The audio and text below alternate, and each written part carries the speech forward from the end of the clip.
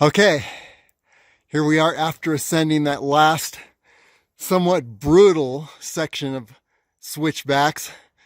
I'd call it rather a controlled approach up an avalanche ridge. But there were some markers along the way. You can see at the top of my hiking sticks, there's a little cairn, and then on up here, another little cairn marker, just a few rocks piled on top of each other.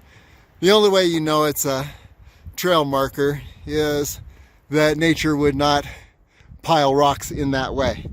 So anyway, here we are at the top of this area. Let's take a look down. To give you an idea, we just ascended that through a series of steep winding switchbacks that I called more of a controlled approach up an avalanche ridge, and probably 300 feet within just less than a mile, maybe less than a half mile actually.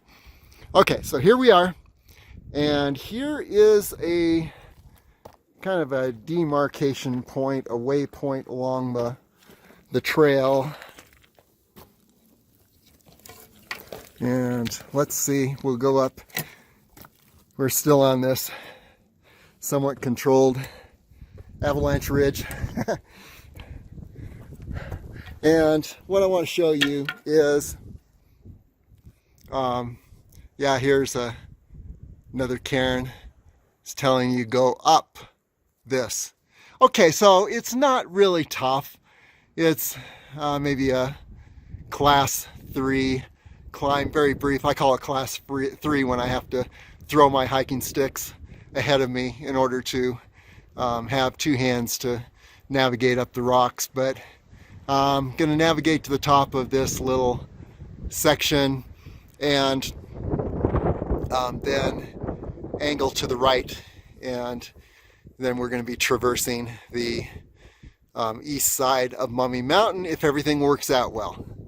So signing off for now. Let's see what things look like at the top of this rocky area. Okay, here we are at the top of that miniature little class 3 climb. And by the way, I could hold my hiking sticks the whole way up, so it's not that hard. But this is where we got to make a decision. Now we could head off to angle off to the right and upward. And that's what I'm going to do, because I've gone this other way, continuing up this little trail, switchback trail before. And what that does is it leads you up to Mummy's Toe.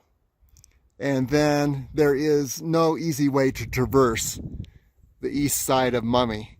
So instead, I'm going to go in this direction, and hopefully I'm going to see some kind of an approach appear.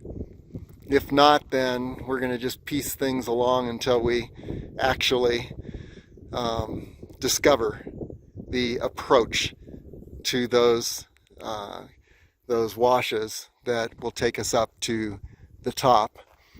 Who knows? It's either this direction skirting around, or it's straight up this ridge.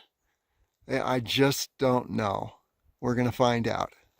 But I doubt that it's up this direction, because that ends up taking us to the Mummy's Toe and a dead end. Okay, signing off.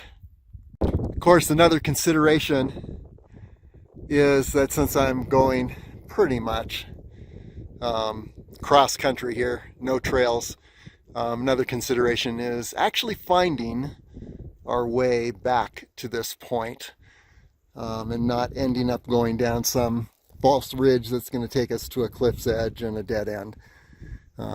If I do end up at a cliff's edge, it's going to be this cliff. Then I'd need to take a right on the way down. in order to get to this point where we are right now. So that's one consideration that's pretty important.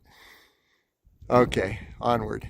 Okay, instead of taking a right down where we were a moment ago, I kept going up this little trail, and here it doesn't really go there.